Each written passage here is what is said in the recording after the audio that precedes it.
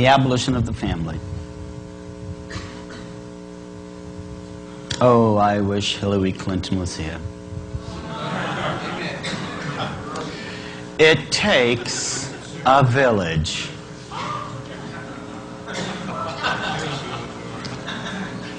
Now, if I understand the Bible correctly, and I think after 18 years, I've gotten a couple things right. I believe it said mother, father, and that's it. I don't remember giving these people in the government permission to raise my children in the way they say it's going to be done. I don't remember saying that they're going to educate them in the schools the way they feel it's done. Hillary, darling, if you're listening to me, if you really believe this, then let me tell you, it takes a village idiot.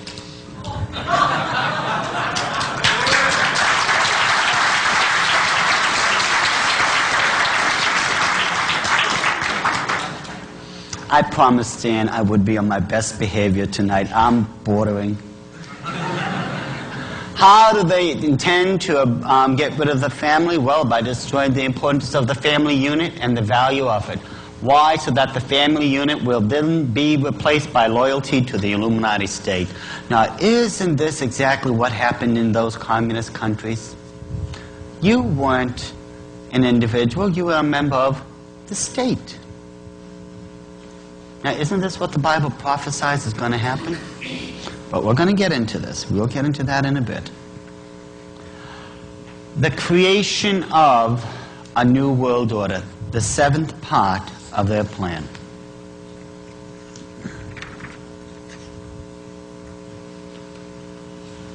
We shall make law, right, and justice in the guise of proposals to the legislative cause, by the decrees of the President, under the guise of general regulations, of orders of the Senate, and of resolutions of the State Council in the guise of ministerial orders, and in case a suitable occasion should arise, in the form of a revolution in the state. Some of these you would have heard, but I want you to see them in their proper context here.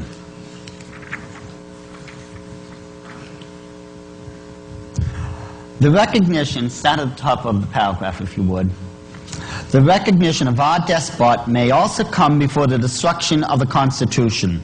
The moment for this recognition will come when the people, utterly wearied by the irregularities and incompetence, a matter which we shall arrange for, of their rulers will clamor away with them and give us one king over all the earth, who will unite us and annihilate the causes of discords, frontiers, nationalities, religions, state debts, who will give us peace and quiet which we cannot find under our rulers and representatives. Everything is going to be blamed. Nationalities, religions, state debts. Do you know you are not supposed to be a citizen of the United States of America? You're supposed to be a citizen of the world. That's what all this has been leading to. And they're going to do it by making you so sick and tired of what's going on, you will accept peace at any price. Isn't this what Matthew chapter 24 also warned about? They would be crying peace, peace, and there really wouldn't be real peace going on. Nation shall rise against nation, kingdom against kingdom.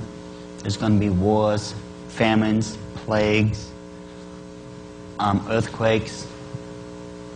We see these pre-signs happening, don't we?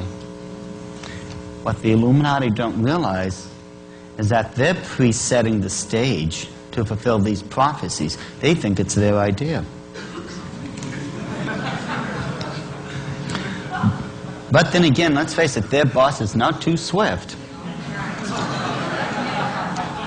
Especially when he thinks he's going to win at the end. I know, I read the end. Useless changes of forms of governments to which we instigated the chatter when we were undermining their state structures will have so wearied the peoples by that time that they will prefer to suffer anything under us rather than run the risk of enduring again all the agitations and miseries they have gone through. My goodness, these people, listen to how they're going to take everything. This is amazing. The more I think about it, the more I say to myself, they're just going to keep beating and beating and beating us. And literally speaking, this is what I see happening. I see the poor peoples of this world being manipulated and beaten down to submission. Listen to this one. This is how they describe the Antichrist. It is only with a despotic ruler that plans can be elaborated extensively and clearly in such a way as to distribute the whole properly among the several parts of the machinery of the state. From this conclusion is inevitable that a satisfactory form of government for any country is one that concentrates in the hands of one responsible person. Without an absolute despotism, there can be no existence for civilization, which is carried on not by the masses, but by their guide, whoever that person may be. A one-world despotic ruler. Isn't that what the Bible calls the Antichrist? Listen to what they say about him. They've got a lot on this guy. When the hour strikes for our sovereign Lord of all the world to be crowned, it is these same hands which will sweep away everything that might be a hindrance thereto. You get in their way, people, they will show you what martyrdom is all about. And I guarantee you right now, if you people aren't prepared for it right now, you better start getting ready. Because we are entering a very dynamic and very dangerous period of prophetical history. Martyrdom for Christians is going to come fast, it's going to come heavy, and it's going to come on a scale no one could ever have foreseen. What our poor brothers and sisters in the past has gone to is going to be nothing in comparison to the blood that's going to be spilt. You have to commit yourselves.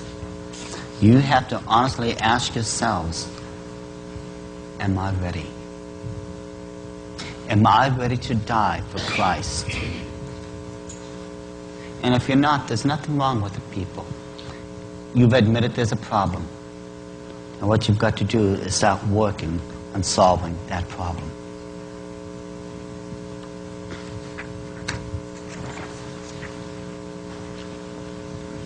We shall so wear down the chattel that they will be compelled to offer us international power of a nature that by its position will enable us without any violence gradually to absorb all the state forces of the world and to form a super government.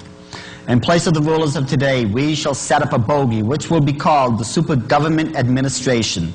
Its hands will reach out in all directions like nippers, and its organization will be of such colossal dimensions that it cannot fail to subdue all the nations of the world.